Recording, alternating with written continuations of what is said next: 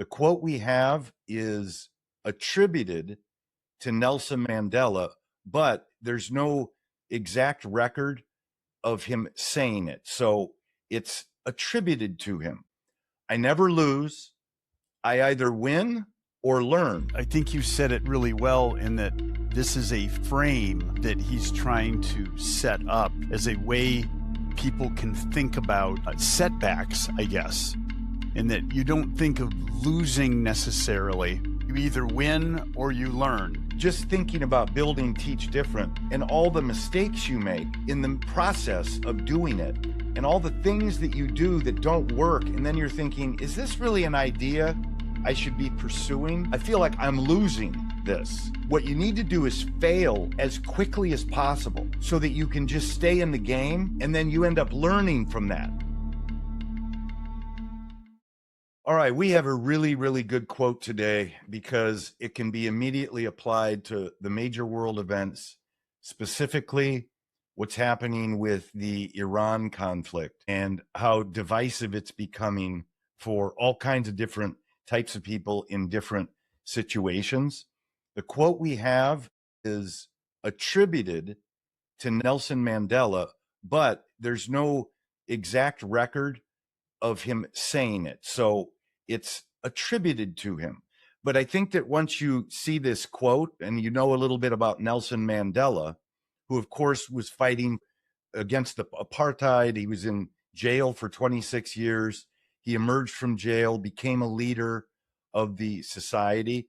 Here's a person that knows what resilience is and knows what it means to win or lose, but more importantly, how you frame winning and losing, because that's what this quote is all about. I'm going to read it a couple times. I'm here with Dan, and we're going to talk about it, and we're going to use the Teach Different method to break it down.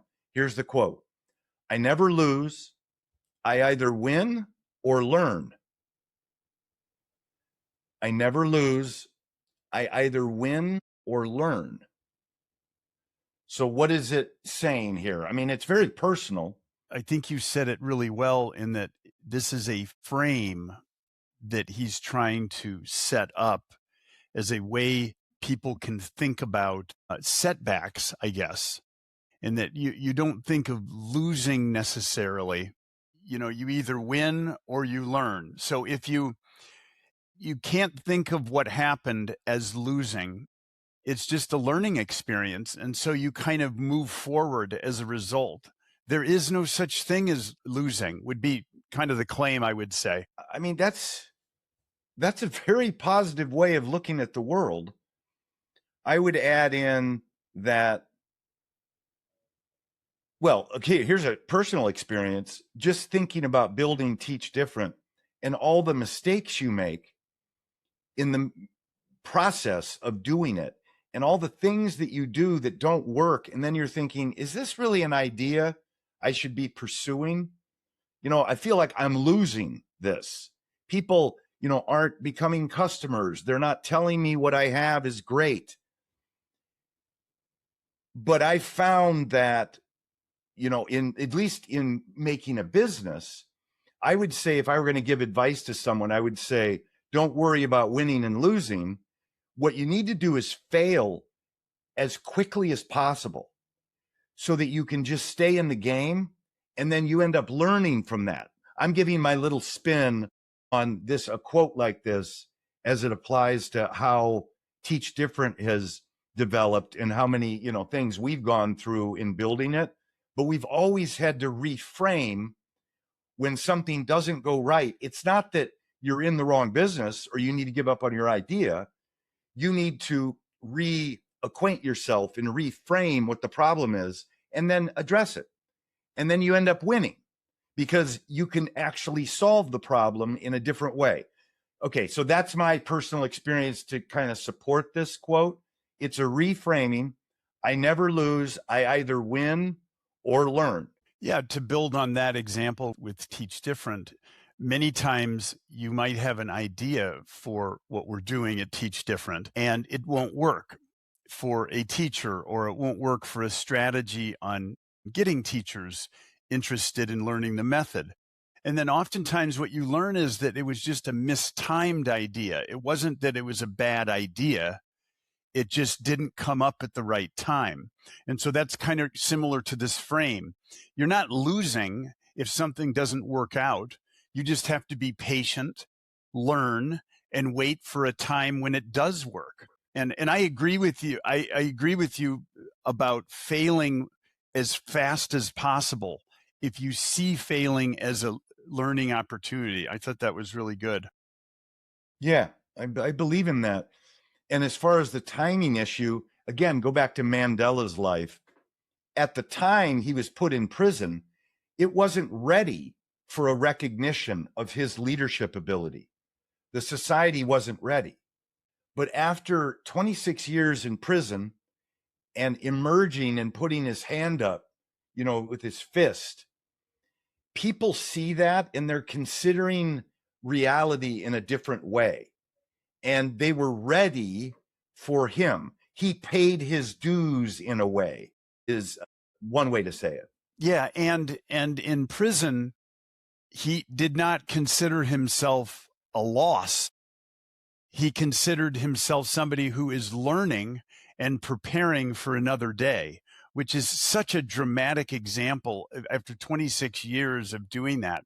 Pretty amazing. Well, we got to use Martin Luther King letter from a Birmingham jail as another example. Here he is thrown into jail. I can't remember what the charge was. He was marching without a permit, if I remember properly. Yeah. Okay. So he didn't have a permit. He was marching. And here he is in jail. He lost. Right. He's in jail.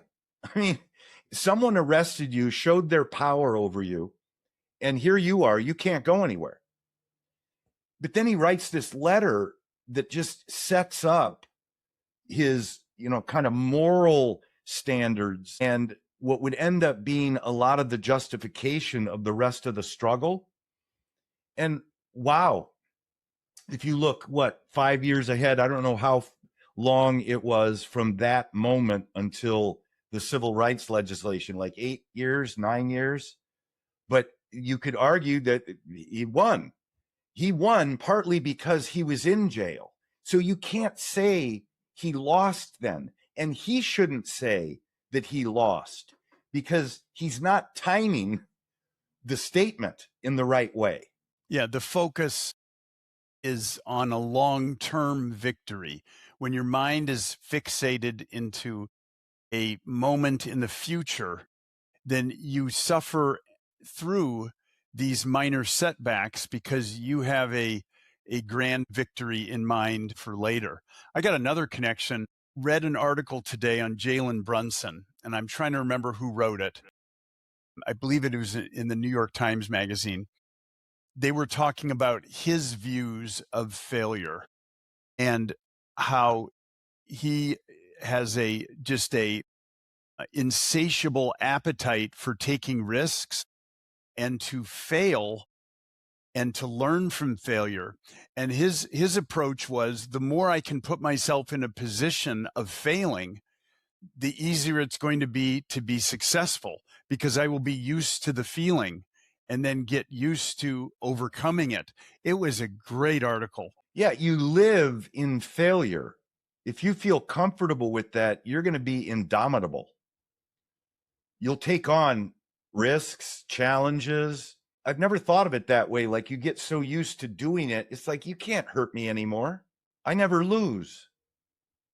I mean, that is powerful.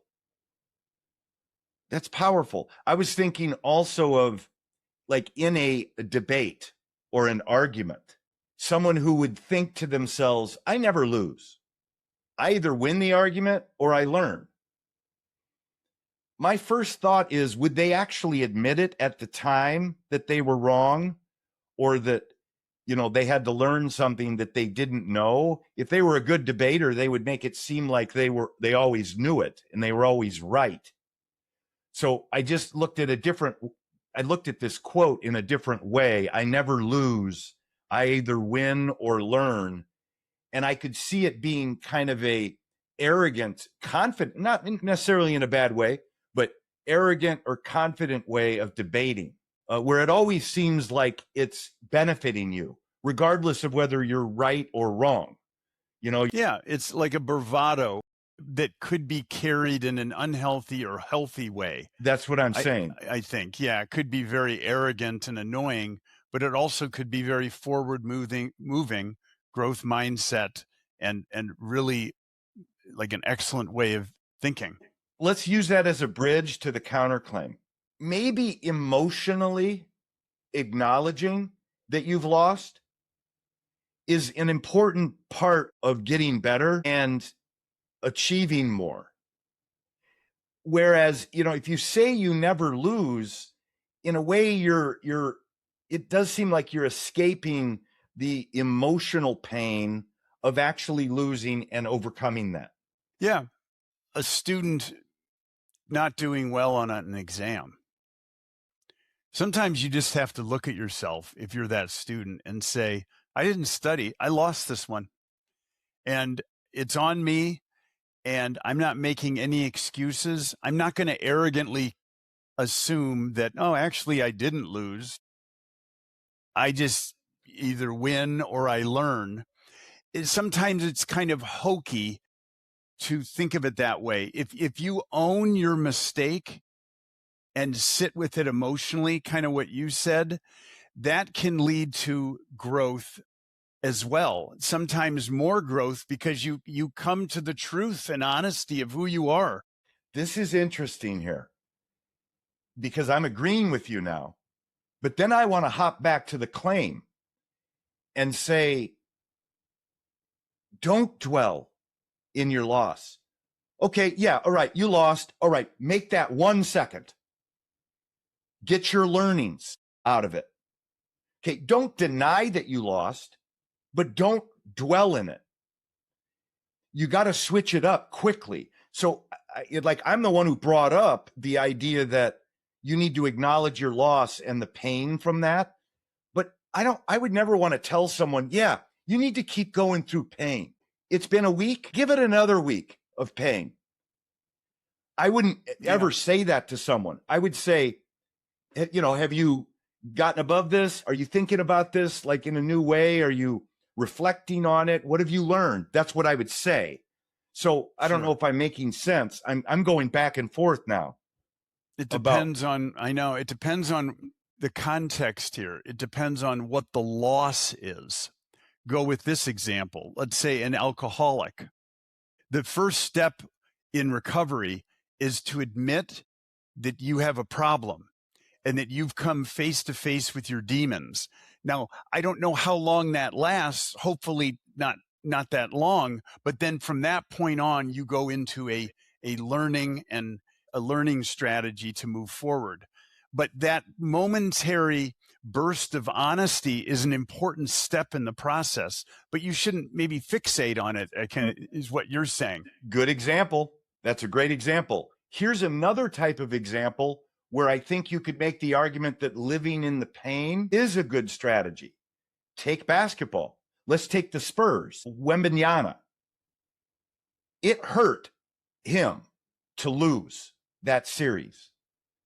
And him living with that this summer and using that to build up, go hit the weights, you know, get even more ready for this next year. When the year starts, every game that goes by, you got 82 to play. But at the end of the game, you think of that pain that you went through when you lost. I could see that being a driver in not wanting to feel that pain again, but wanting to get to that point where you can overcome it. If you've already said to everybody, hey, didn't bother me, I'm good. Like, I got millions. I got a great job. I love the Spurs. They're going to love me. We could win 50 this year. We could make the playoffs, maybe get out of it. It's like resignation in a way. So anyway, that's my example of where living in it might help. Yeah. This is a really personal example, but maybe students might bring this up. Some might.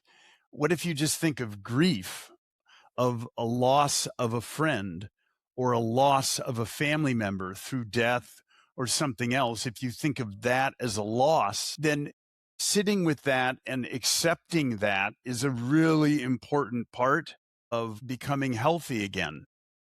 So a kind of a hokey growth mindset maybe isn't the best kind of way to approach something like grief. So this is someone that is close to you. yeah, sometimes you do lose people. Well, think of And our sister and our dad. yeah, In 2020, within 6 weeks, we lost both. And I got to admit, I haven't really grieved yet or whatever. I mean, I felt the loss, but it comes just in happened. waves. It's weird.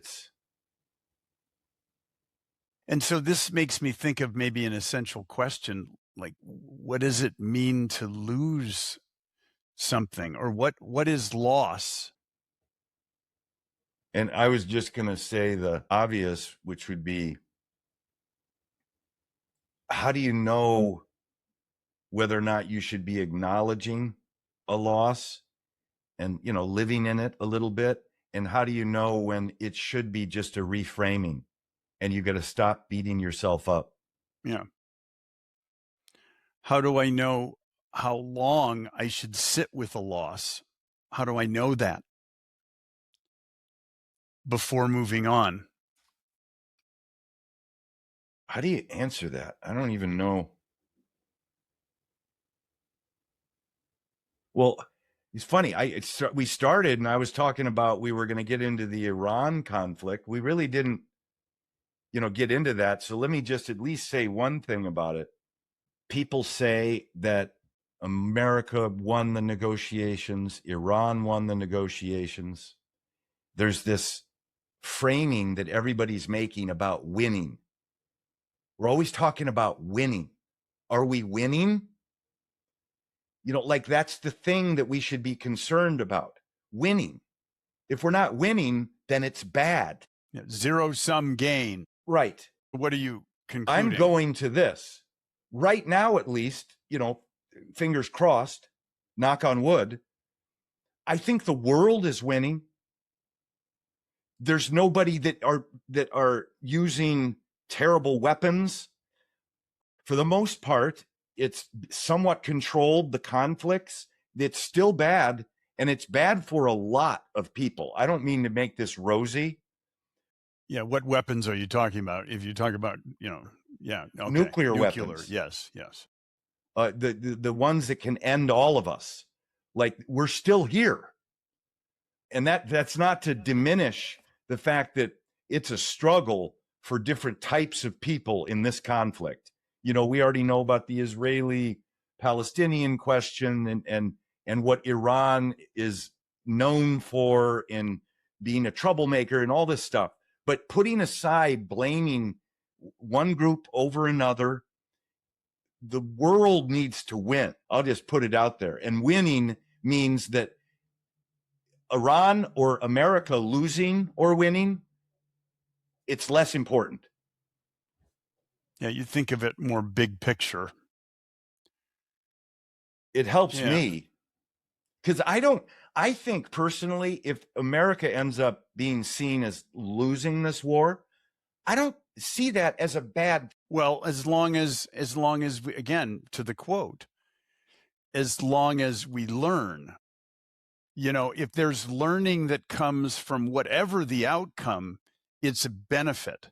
And I do think perhaps with war that more is learned through defeat than through victory.